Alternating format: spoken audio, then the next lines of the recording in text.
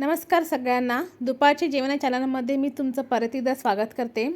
तुम्ही म्हणत असाल की दिवाळी तर झाली पण चकलीचा व्हिडिओ, चकली कितीही खाली तरी समाधान होत नाही. मला परत खावीशी वाटत होती आणि इन्स्टावरती मला एक इन्स्टंट चकलीची रेसिपी दिसली. म्हटलं ट्राय करून बघूया. स्नॅक्स पण होते घरामध्ये. खूप सोपी आहे बनवायला आणि चवीला पण खूप छान झालेली, कुरकुरीत पण झालेली. इन्स्टंट नाही आहे पण भाजणीची चकलीपेक्षा तरी लवकर होतेच आणि मोहन वगैरे घालायचा काही संबंध येत नाही. त्यासाठी पहिला मी 4 वाटी गव्हाचं पीठ घेतलेलं आहे. 1 वाटी गव्हाच्या पिठाला 2 चमचे आपल्याला तांदळाचं पीठ घ्यायचं आहे.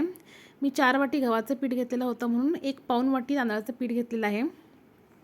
हे सगळं आपल्याला 15 मिनटं स्टीम करून घ्यायचं आहे. त्याच्यानंतर जो घट्ट गोळा होतो तो आपल्याला छान व्यवस्थित फोडून घ्यायचा आहे. जर गाठी राहिल्या असेल तर तुम्ही मिक्सरला वाटून घ्या. मी सुद्धा मिक्सरला वाटून घेतलेलं होतं थोडंसं चाळून घेतल्यानंतर. त्याच्यानंतर त्याच्यामध्ये सगळे मसाले घातलेले आहेत. लाल मिर्च पावडर, हळद, मीठ आणि अजवाईन, जिरं आणि आपले पांढरे तीळ आणि चवीपुरता मीठ. जर तुम्हाला तिखट जास्त आवडत असेल तर तुम्ही तिखटाचं प्रमाण कमी जास्त करू शकता. त्यानंतर छान पीठ मळून घेतलं मी. हलक्या हाताने सगळं छान व्यवस्थित मळून घ्या. मोहन वगैरे काही घालायची गरज नाही आहे. तिखट आणि मीठ तुमच्या चवीप्रमाणे घाला. त्यानंतर छोटे छोटे गोळे बनवून मी चकल्या बनवून घेतलेल्या आहेत. एक साईजच्या चकल्या काढल्या तर एक 50 ते 60 चकल्या होतात. जर खूप मोठ्या साईजमध्ये काढल्या तर 40-45 चकल्या होतात. मी एक साईजच्या चकल्या येण्यासाठी प्लेट्सचा वापर केलेला आहे, म्हणजे सगळ्या चकल्या एक साईजच्या येतात. पहिला मी छोट्या चकल्या काढून घेतल्या आहेत, कारण फर्स्ट टाईम मी ही चकली ट्राय करत होते. चुकून खराब झाली तर म्हणून चेक करण्यासाठी.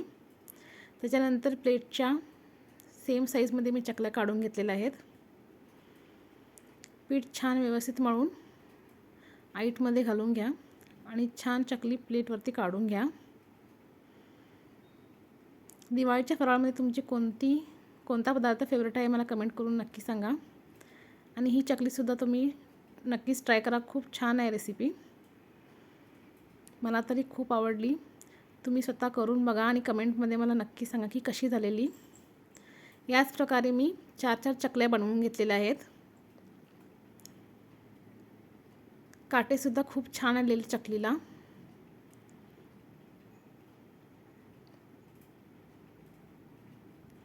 अशा एक साईजच्या छान चकल्या येतात प्लेटवरती. तेल गरम झालं की मी थोडासा पिठाचा गोळा टाकून बघितलेला आहे बारीक. त्यानंतर 4 चकल्या सोडून घेतलेल्या आहेत. फ्लेम मी मीडियम ठेवलेली आहे. चकली तळताना केव्हा पण फ्लेम मीडियमच ठेवायला हवी, नाहीतर हाय फ्लेमवरती बाहेरून शिजते चकली पण आतून कच्चं राहतं आणि सीमवरती छान भाजत नाही. त्यामुळे मीडियम फ्लेमवरतीच तुम्ही तळून घ्या.